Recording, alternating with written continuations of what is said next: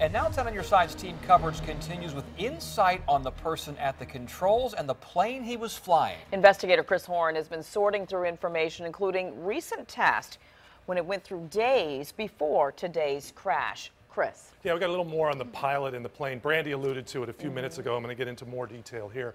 The owner says the plane's instruments and radios were just recently recalibrated.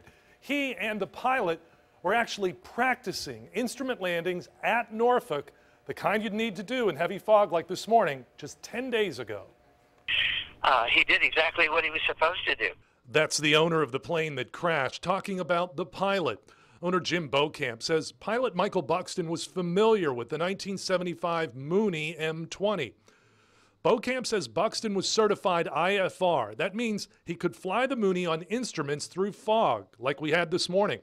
And just 10 days ago, the two men were at the controls, practicing instrument landings at Norfolk. And we were doing instrument approaches on runway 5 at Norfolk Airport, and they were perfect. Not a problem at all. He did everything he was supposed to do.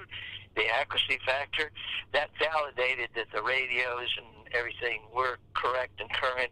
Beaucamp says that Buxton knew the four-seater well. The plane had about 1,000 total hours on it, relatively low for a 40-year-old plane, according to Beaucamp.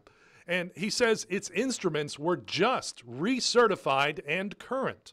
The transponder, the IFR check and all that business on the airplane for the instrument rating on the airplane doesn't expire until September of this year. Of course, federal investigators will make the final determination. Beaucamp says if you look at the flight path that Buxton took, it was fairly true and straight from Florida to Virginia. For that reason, he doubts that mechanical malfunction played a part. He also said that a tank of fuel in the Mooney was good for at least 6 hours flight time.